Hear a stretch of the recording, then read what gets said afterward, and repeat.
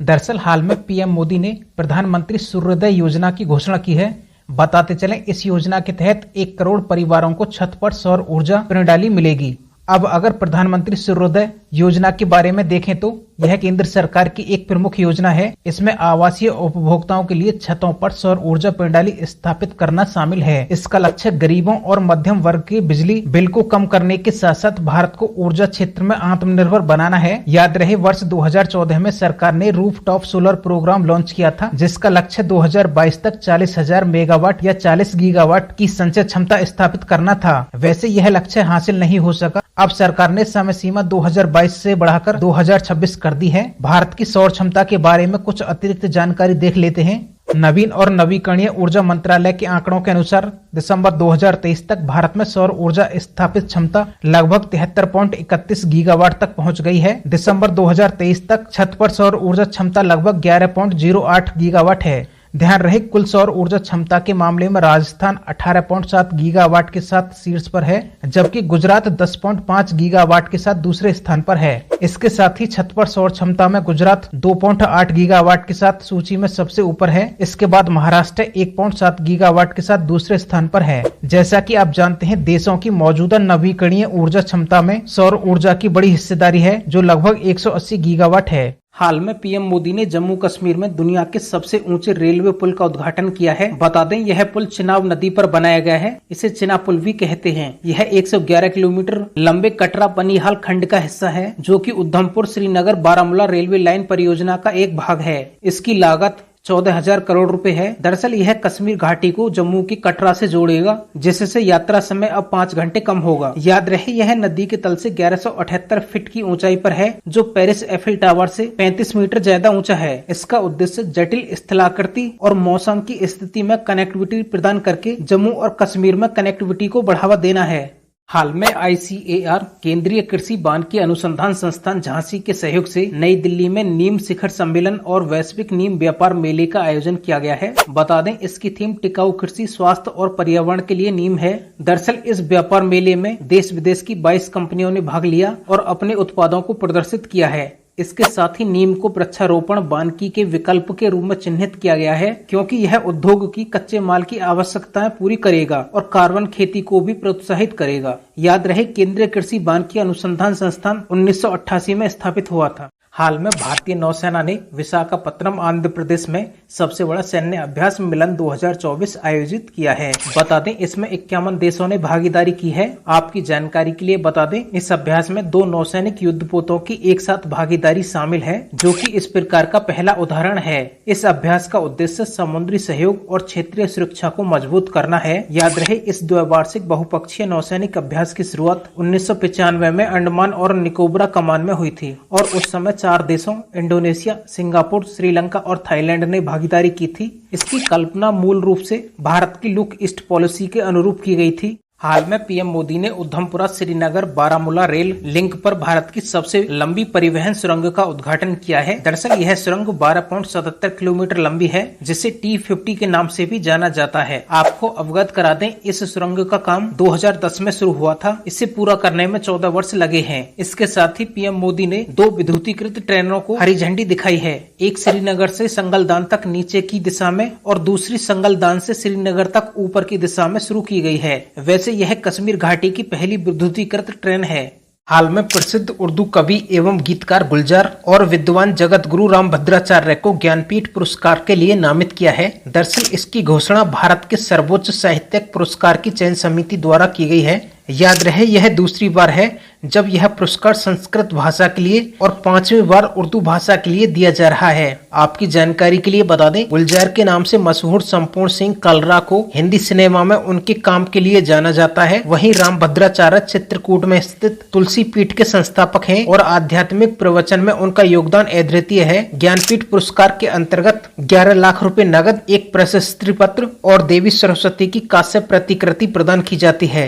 हाल में पीएम मोदी ने अरब सागर पर देश के सबसे लंबे केबल आधारित पुल सुदर्शन सेतु का उद्घाटन किया है। आपकी जानकारी के लिए बता दें, यह सेतु गुजरात राज्य के द्वारका जिले में वेट द्वारका द्वीप को मुख्य भूमि ओखा से जोड़ता है। वैसे इसकी शुरुआत केंद्र सरकार द्वारा 2017 में एक ग्राउंड ब्रेकिंग समारोह के साथ हुई थी। याद रहे 978 करोड़ रुपए की लागत से बना यह 4 लेन पुल 2.5 किलोमीटर लंबा है। इसके निर्माण से पहले तीर्थयात्रियों को द्वारका के वेट में द्वारकाधीश मंदिर तक पहुँचने के लिए नाव परिवहन पर निर्भर रहना पड़ता था। पुल के फुटपाथ के ऊपरी हिस्सों पर सौर पैनल लगाए गए हैं जो 1 मेगावाट तक बिजली पैदा कर सकते हैं।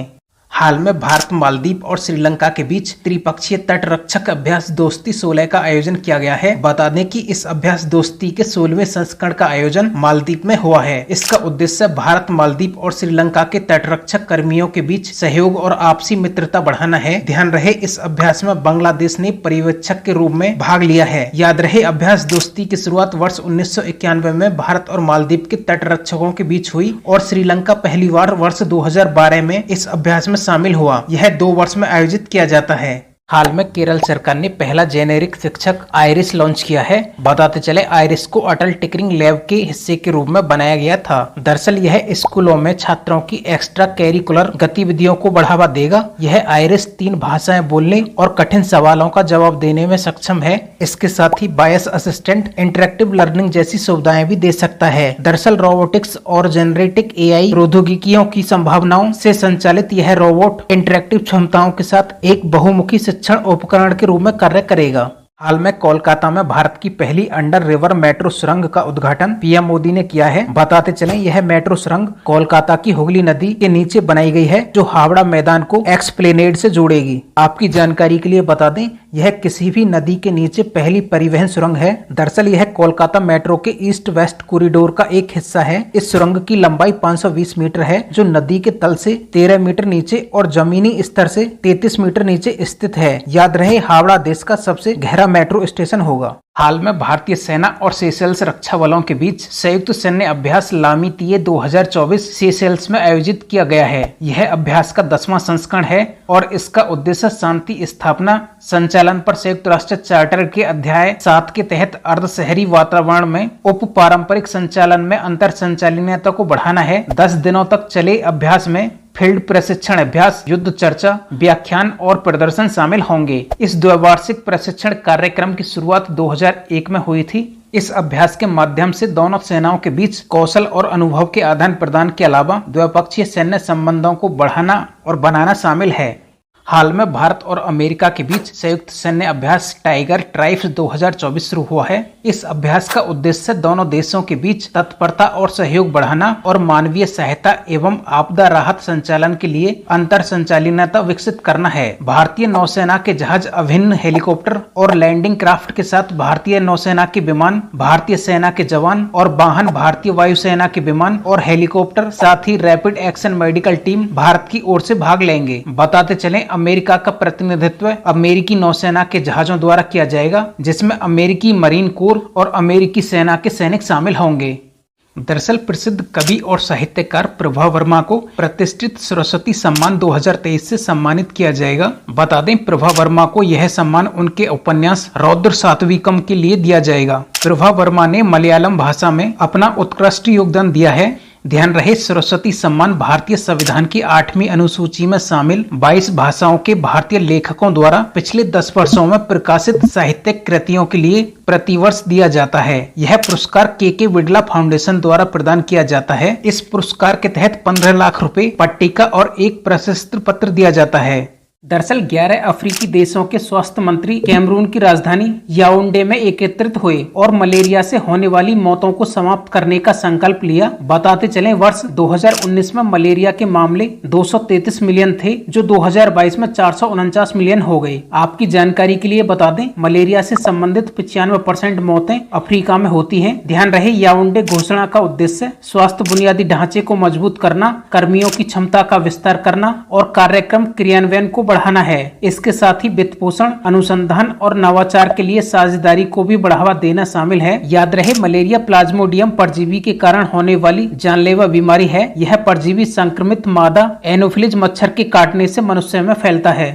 हाल में पीएम मोदी ने राजस्थान के पोखरण में तीनों सेनाओं के लाइव फायर और युद्ध अभ्यास भारत शक्ति के रूप में स्वदेशी रक्षा उपकरणों का एक संयुक्त प्रदर्शन का अवलोकन किया। बताते चलें, यह अभ्यास भूमि, वायु, समुद्र, साइबर और अंतरिक्ष डोमेन में फैले खतरों से निपटने में भारतीय सशस्त्र बलों की एकीकृत परिचालन क्षमता का प्रदर्शन करता है। दरअसल इस अभ्यास में भाग लेने वाले प्रमुख उपकरण और हथियार प्रणालियों में T-90 टैंक, धनुष और सारंग गन सिस्टम, आकाश हथियार प्रणाली, लॉजिस्टिक ड्रोन और मानव रहित विमान शामिल हैं। यह अभ्यास वैश्विक मंच पर भारत की घरेलू रक्षा क्षमताओं के लचीलेपन, नवाचार और ताकत पर प्रकाश डालती है। आपको यह वीडियो सीरीज कैसी लगी?